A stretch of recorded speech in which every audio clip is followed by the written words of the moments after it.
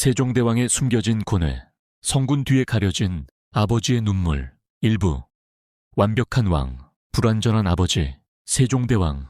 이 이름을 들으면 우리는 자연스럽게 한글, 과학기술, 민본정치를 떠올립니다. 조선시대 최고의 성군이자 한국사에서 가장 존경받는 왕, 만원 지폐의 얼굴이자 대한민국의 자랑. 하지만 세종에게도 왕관 뒤에 숨겨진 깊은 고뇌가 있었습니다. 바로 아버지로서의 실패와 왕자들 간의 비극적인 운명이었습니다. 세종은 소헌왕 후 심씨와의 사이에 팔남이녀를 두었습니다.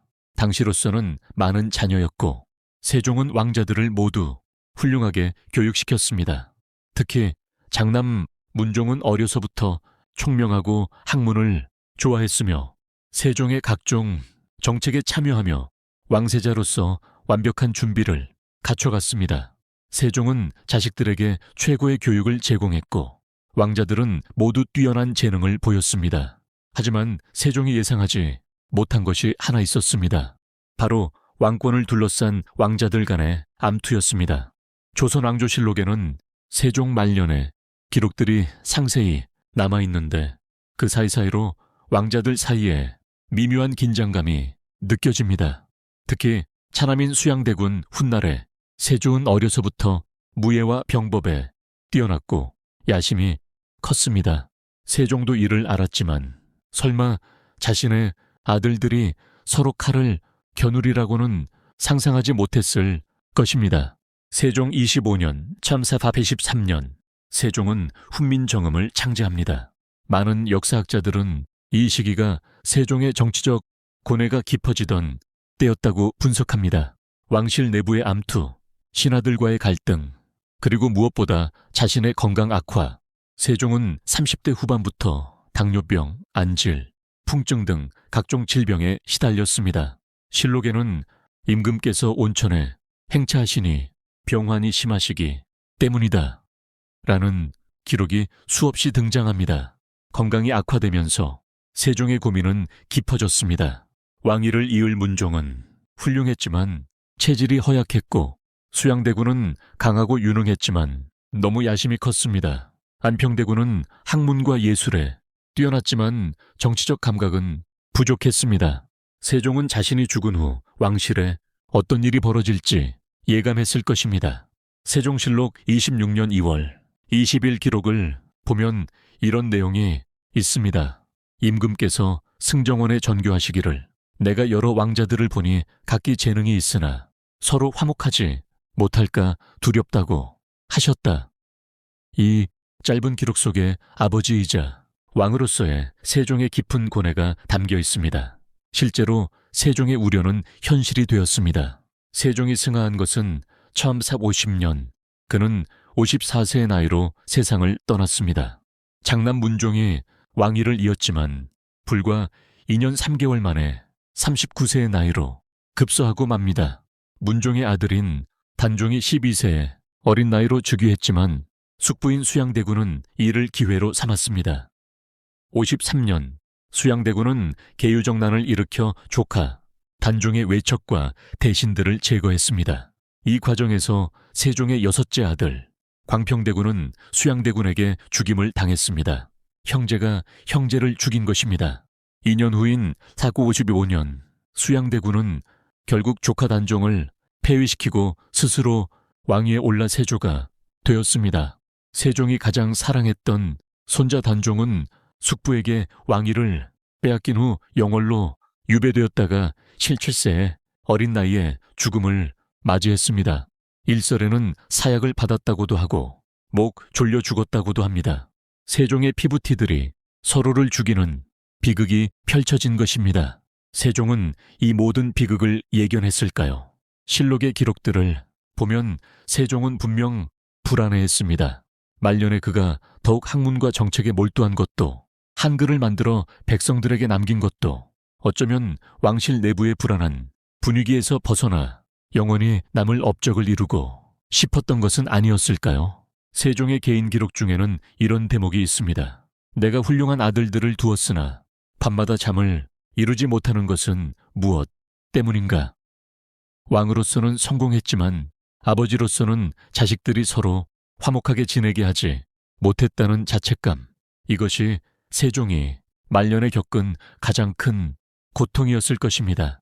역사는 세종을 성군으로 기록했습니다. 하지만 세종 본인은 자신을 어떻게 평가했을까요? 훈민정금 서문의 나라의 말이 중국과 달라 한자와 서로 통하지 않으니 어리석은 백성들이 말하고자 하는 바가 있어도 끝내 제 뜻을 펴지 못하는 사람이 많다라고 쓴 세종. 그는 백성들의 고통을 이해했지만 정작 자신의 자식들이 겪을 고통은 막지 못했습니다. 세종의 비극은 여기서 끝나지 않습니다. 그가 그토록 아꼈던 후궁들과의 사이에서 태어난 서자들도 비참한 운명을 맞이했습니다. 이들은 왕위 계승권이 없었지만 정치적 이용가치 때문에 여러 사건에 연루되어 목숨을 잃거나 유배를 당했습니다. 세종의 피를 이은 수많은 자손들이 왕권 다툼에 희생양이 된 것입니다. 2부 문종의 짧은 재위와 단종의 비극. 세종이 가장 사랑하고 믿었던 아들은 장남 문종이었습니다. 참새 14년에 태어난 문종은 어려서부터 총명함과 효심으로 유명했습니다. 세종은 문종이 5살 때부터 직접 교육을 시켰고 10살이 되던 해 왕세자로 책봉했습니다. 문종은 아버지의 기대에 부응했습니다. 경연에 빠지는 일이 없었고 세종의 각종 정책, 수립에 참여하며 실무 경험을 쌓았습니다. 특히 문종은 과학기술에 조예가 깊었습니다. 훈민정금 창제에도 깊이 관여했으며 각종 천문기기와 무기 제작을 감독했습니다. 세종이 추진한 하군 육진, 개척에도 적극 참여했고 여진족 정벌에 대한 군사 전략을 수립하기도 했습니다. 세종은 문종을 보며 안심했을 것입니다. 이 아들이라면 내가 이룩한 업적을 잘 이어갈 것이다라고. 하지만 문종에게는 치명적인 약점이 있었습니다.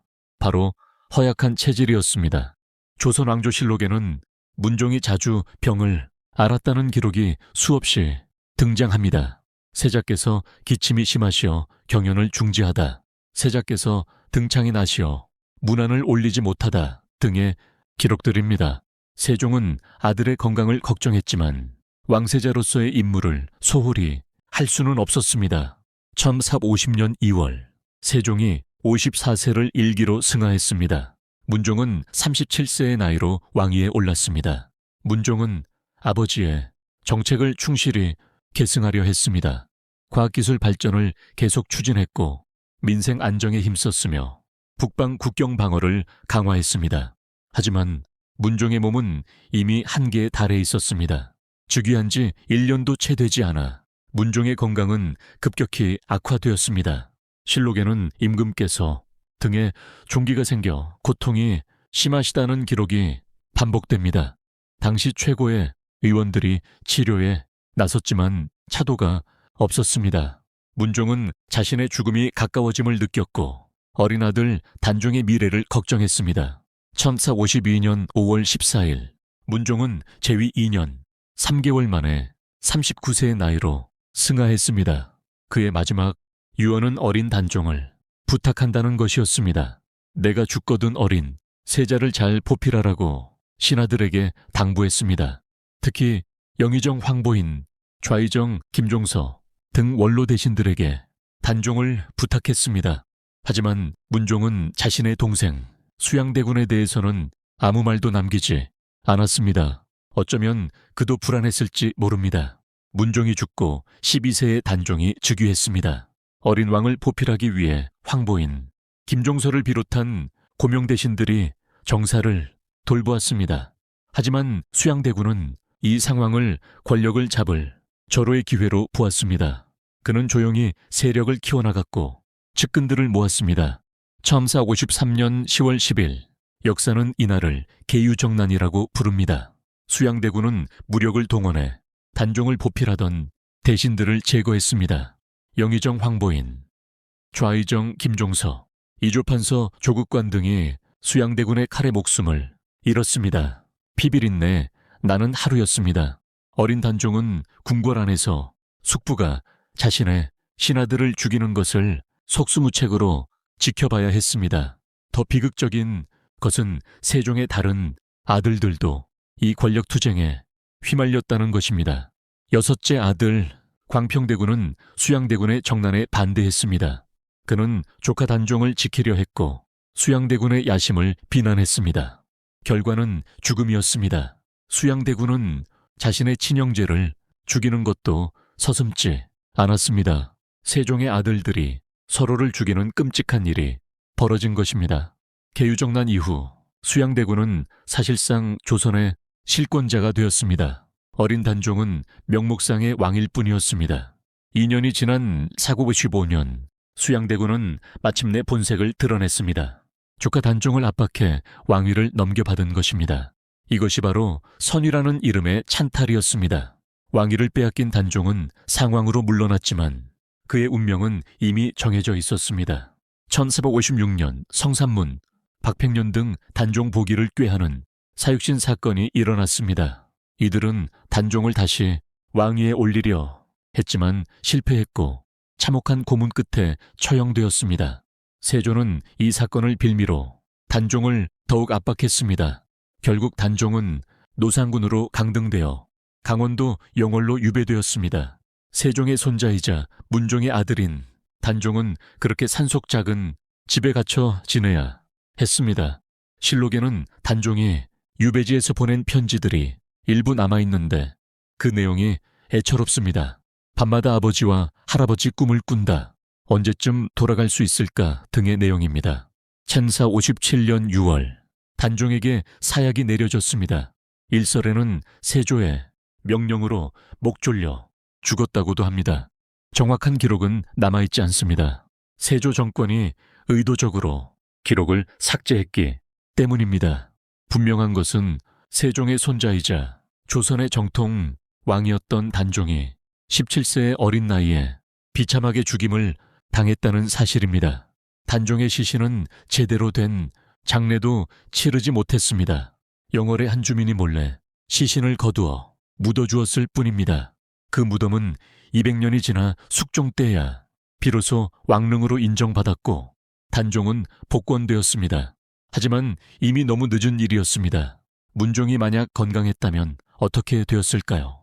만약 그가 10년, 20년만 더 재위했다면 단종은 성인이 되었을 것이고 수양대군도 감히 반란을 일으키지 못했을 것입니다. 하지만 역사의 가정은 없습니다. 세종의 아들과 손자는 그렇게 비극적인 운명을 맞이했습니다. 세종이 이 모든 것을 알았다면 어떤 심정이었을까요? 자신이 그토록 사랑한 아들과 손자가 이런 비참한 최후를 맞이하리라는 것을 알았다면 세종은 과연 평안히 눈을 감을 수 있었을까요? 역사학자들은 세종이 말년에 건강이 악화되면서도 왕위를 문종에게 물려주지 않고 끝까지 붙잡고 있었던 이유가 바로 이 불안감 때문이었다고 분석합니다. 3부 세조의 야망과 세종 가문의 몰락. 수양대군, 훗날의 세조. 그는 세종의 둘째 아들로 7년에 태어났습니다.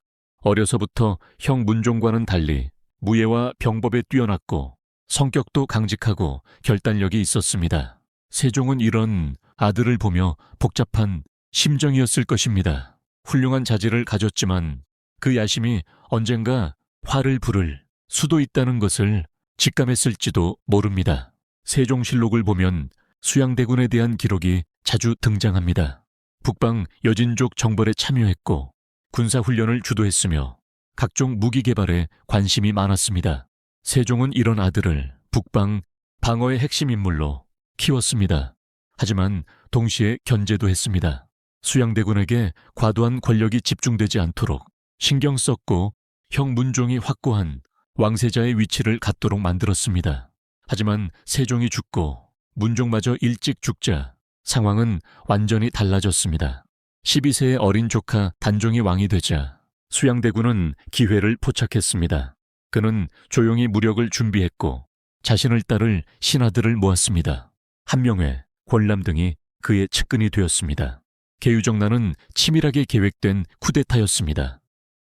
53년 10월 10일 새벽 수양대군의 군사들이 움직였습니다. 영의정 황보인의 집이 먼저 습격당했고 이어 좌의정 김종서의 집도 공격받았습니다.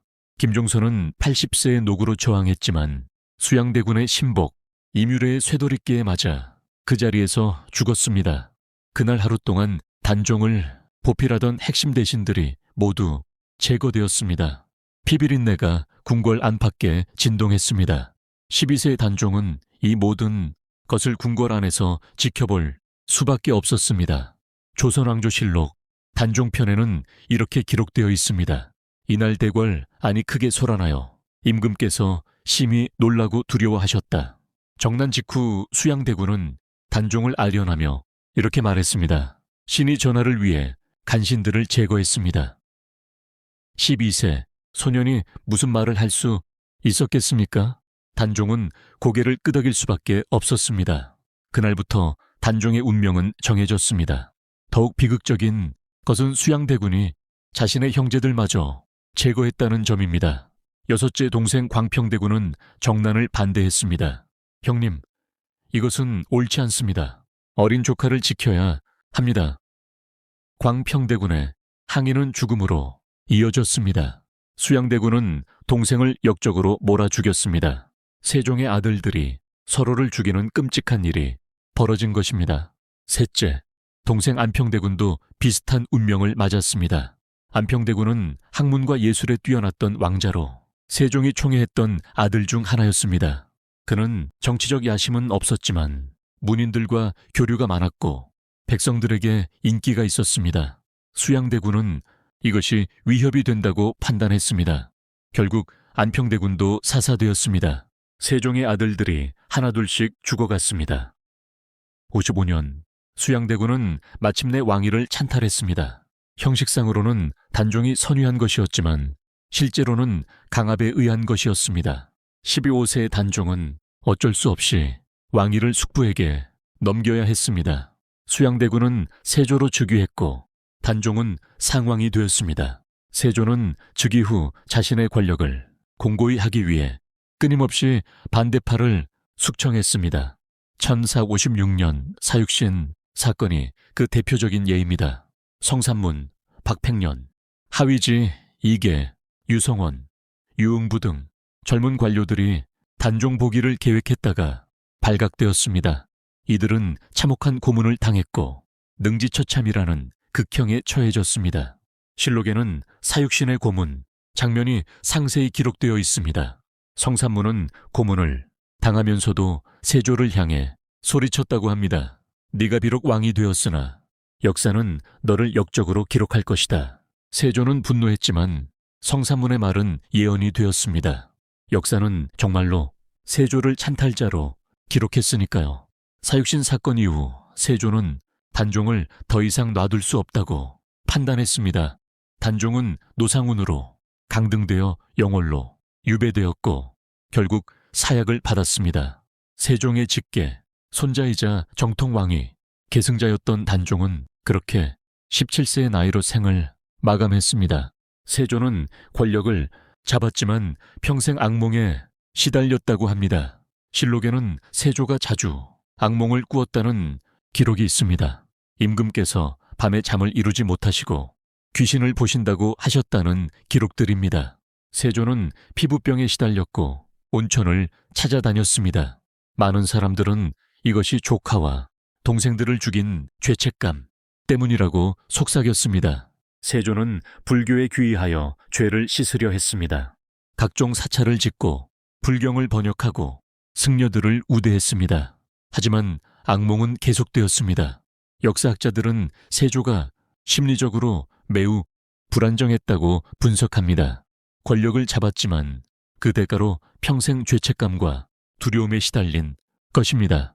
세종의 후손들은 이후에도 계속 비극을 맞이했습니다. 세조의 아들 예종은 재위 1년 만에 죽었고 예종의 아들은 어려서 죽었습니다. 결국 왕위는 세조의 둘째 아들의 아들인 성종에게 돌아갔습니다. 세종의 직계는 단종에서 끊겼고 반계로 이어졌습니다. 역사를 돌아보면 세종 가문의 비극은 권력욕에서 비롯되었습니다.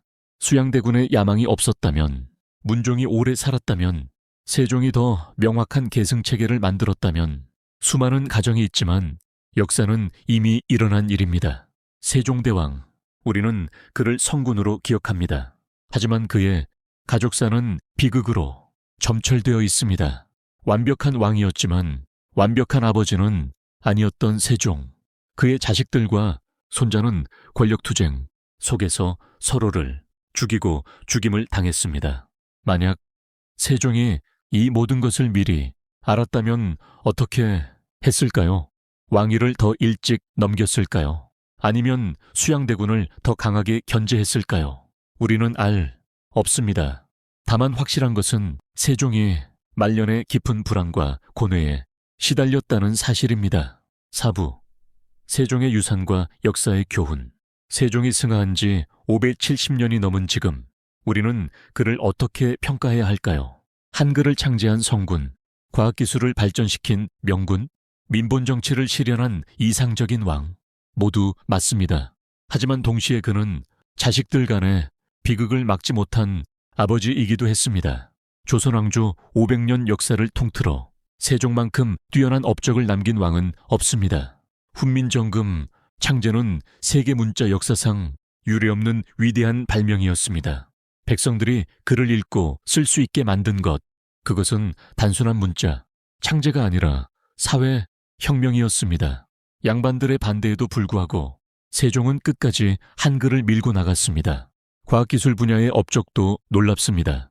장영실과 함께 만든 자경루 물시계, 앙부일구 해시계, 측우기, 빗물 측정기 등은 당시 세계 최고 수준의 과학기기였습니다. 천문학 분야에서도 칠정산을 편찬하여 독자적인 역법을 만들었습니다. 중국의 것을 그대로 따르지 않고 조선만의 과학을 발전시킨 것입니다. 음악 분야에서는 박연과 함께 아학을 정비했고, 의학 분야에서는 향약집성방을 편찬하여 우리 땅에서 나는 약재로 병을 치료하는 방법을 정리했습니다. 농업 분야에서는 농사직서를 만들어 우리 풍토에 맞는 농사법을 보급했습니다. 군사 분야에서는 사군ရွ, 진을 개척하여 압록강과 두만강까지 영토를 확장했습니다. 이 모든 업적을 32년 재위 기간 동안 이루었다는 것이 놀랍습니다. 더욱 놀라운 것은 세종 자신이 직접 많은 프로젝트를 주도하고 참여했다는 점입니다. 단순히 명령만 내린 것이 아니라 실제로 연구하고 토론하고 실험했습니다. 실록을 보면 세종이 밤늦도록 신하들과 정책을 논의하고 새벽까지 책을 읽었다는 기록이 수없이 나옵니다. 하지만 이런 완벽에 가까운 왕으로서의 성공이 아버지로서의 실패를 가렸을까요? 세종 본인은 어떻게 생각했을까요? 실록의 기록들을 종합해보면 세종은 말년의 깊은 회의감에 빠졌던 것으로 보입니다. 세종 30년 1488년 기록에는 이런 내용이 있습니다. 임금께서 승정원에 이르시기를 내가 평생 나라를 위해 일했으나 정작 내 집안은 편안하지 못하다. 이것이 무슨 아이러니인가라고 하셨다. 이 짧은 기록에 세종의 깊은 고뇌가 담겨 있습니다. 세종은 왕자들의 교육에도 많은 신경을 썼습니다. 최고의 스승들을 붙였고 직접 가르치기도 했습니다. 특히 문종에게는 왕이 되기 위한 모든 것을 전수했습니다. 하지만 사람의 성품과 야망까지는 교육으로 바꿀 수 없었습니다. 수양대군의 야심, 안평대군의 정치적 순진함, 광평대군의 정의감, 이 모든 것이 결국 비극으로 이어졌습니다. 역사학자들은 세종 가문의 비극이 여러 구조적 원인이 있었다고 분석합니다. 첫째, 왕위 계승 제도의 불안정성입니다. 조선은 적장자 계승을 원칙으로 했지만 왕의 아들이 여럿일 경우 항상 갈등의 소지가 있었습니다. 특히 왕세자가 약하거나 어릴 경우 다른 왕자들의 야심이 발동할 수 있었습니다. 둘째, 신하들의 파벌 싸움입니다. 왕자들은 저마다 자신을 지지하는 신하 그룹을 가지고 있었고 이들은 자신이 지지하는 왕자가 왕이 되어야 자신들도 권력을 잡을 수 있었습니다. 수양대군 뒤에는 한명회, 관람 같은 야심가들이 있었고 이들이 정난을 부추겼습니다. 셋째, 세종 자신의 건강 문제입니다. 세종이 30대 후반부터 각종 질병으로 고생하면서 정사를 제대로 돌보기 어려워졌고 이 공백기에 왕자들 간의 암투가 시작되었습니다. 만약 세종이 더 건강했다면 왕자들을 더 강력하게 통제할 수 있었을 것입니다. 하지만 이 모든 분석에도 불구하고 가장 근본적인 원인은 인간의 욕망이었습니다. 권력에 대한 욕망, 왕이 되고 싶은 야망. 수양대군은 분명 뛰어난 능력을 가졌지만 그 능력을 바른 길에 쓰지 않았습니다. 만약 그가 조카 단종을 충실히 보필했다면 역사는 그를 훌륭한 왕숙으로 기억했을 것입니다. 하지만 그는 권력을 선택했고 그 대가로 역사의 찬탈자로 기록되었습니다. 세종의 비극은 또한 당시 시대의 한계를 보여줍니다. 아무리 훌륭한 왕이라도 인간의 본성과 권력의 속성을 완전히 통제할 수는 없었습니다. 세종은 제도를 만들고 법을 정비하고 인재를 키웠지만 정작 자신의 아들들은 제어하지 못했습니다. 그렇다면 세종은 실패한 왕이었을까요? 절대 아닙니다. 세종의 업적은 그의 개인적 비극을 훨씬 넘어섭니다. 한글은 600년이 지난 지금도 사용되고 있고 세계에서 가장 과학적인 문자로 인정받고 있습니다. 세종이 추구했던 민본정치의 이상은 현대 민주주의의 뿌리가 되었습니다. 세종이 발전시킨 과학기술은 조선 문명의 기반이 되었습니다. 개인적 비극에도 불구하고 세종의 유산은 영원합니다. 이것이 위대한 리더의 역설입니다. 완벽한 사람은 없고 완벽한 가족도 없지만 그가 남긴 업적과 정신은 시간을 초월하여 후대에 영향을 미칩니다. 세종의 이야기는 현대를 사는 우리에게도 많은 교훈을 줍니다. 첫째, 권력은 언제나 위험하다는 것입니다. 형제 간의 우애도 부자 간의 정도 권력 앞에서는 무너질 수 있습니다. 둘째, 제도와 법이 중요하다는 것입니다. 개인의 도덕성에만 의존해서는 안 되고 견제와 균형의 시스템이 필요합니다. 셋째, 리더십의 본질은 자신의 이익이 아니라 공동체의 이익을 추구하는 것입니다. 세종은 자신의 가족은 지키지 못했지만 백성들을 위한 업적을 남겼습니다. 어쩌면 이것이 진정한 왕의 길이었을지도 모릅니다. 개인의 행복을 희생하고 공공의 선을 추구하는 것, 이것이 세종이 우리에게 보여준 리더십의 본질입니다. 세종대왕릉인 영릉, 잉링을 방문하면 그의 묘비에 이런 글귀가 있습니다. 백성을 사랑하고 나라를 부강하게 하였으며 문화를 발전시킨 성군. 하지만 그 비석 뒤에는 적혀있지 않은 이야기가 있습니다. 아들들의 비극, 손자의 죽음, 가족의 몰락. 이것도 세종의 역사입니다. 역사는 영웅만 기록하지 않습니다. 영웅의 실패와 고뇌도 함께 기록합니다. 그래서 역사는 인간적입니다. 세종은 위대한 왕이었지만 동시에 고뇌하는 아버지였고 자식들의 미래를 걱정하는 평범한 인간이었습니다. 우리가 만원 지폐에서 보는 세종의 얼굴은 위엄있고 자신감 넘쳐 보입니다. 하지만 그 얼굴 뒤에는 말년의 병고, 자식들에 대한 걱정, 왕조의 미래에 대한 불안이 숨어 있습니다. 완벽해 보이는 성군도 내면에는 깊은 상처와 고뇌가 있었던 것입니다. 세종의 이야기는 결국 인간에 대한 이야기입니다. 위대한 업적을 남긴 사람도 개인적으로는 실패와 고통을 겪을 수 있다는 것, 완벽한 사람은 없고 모든 선택에는 대가가 따른다는 것, 그리고 그럼에도 불구하고 우리는 최선을 다해 살아가야 한다는 것. 세종대왕, 그는 조선의 왕이었지만 그의 유산은 대한민국 전체의 자산이 되었습니다. 한글로 이 글을 쓰고 읽을 수 있는 것, 그것만으로도 우리는 세종에게 감사해야 합니다. 그의 개인적 비극에도 불구하고, 아니 어쩌면 그 비극이 있었기에 더욱 백성을 위한 업적에 매진했을지도 모릅니다. 역사를 배운다는 것은 단순히 과거의 사실을 아는 것이 아닙니다. 그 사실 속에 담긴 인간의 고뇌와 선택, 그리고 그 결과를 이해하는 것입니다. 세종의 이야기는 우리에게 이렇게 말합니다. 완벽한 삶은 없다. 하지만 최선을 다하는 삶은 있다. 그리고 그 최선이 후대에 길이 남는다. 600년 전 세종이 걱정하며 바라보던 왕자들은 이미 역사 속으로 사라졌습니다. 하지만 세종이 만든 한글은 여전히 살아있고 그가 추구했던 민본 정치의 이상은 오늘날 민주주의로 꽃피웠습니다. 이것이 바로 세종의 진정한 유산입니다. 10,000원 지폐를 꺼내보세요. 그리고 세종대왕의 얼굴을 다시 한번 자세히 보세요. 이제 그 얼굴이 조금 다르게 보이지 않나요? 위엄과 자신감 뒤에 숨겨진 아버지로서의 고뇌, 왕으로서의 책임감, 그리고 백성을 향한 깊은 사랑이 느껴지지 않나요? 세종대왕, 그는 완벽한 왕이었지만 불완전한 아버지였습니다.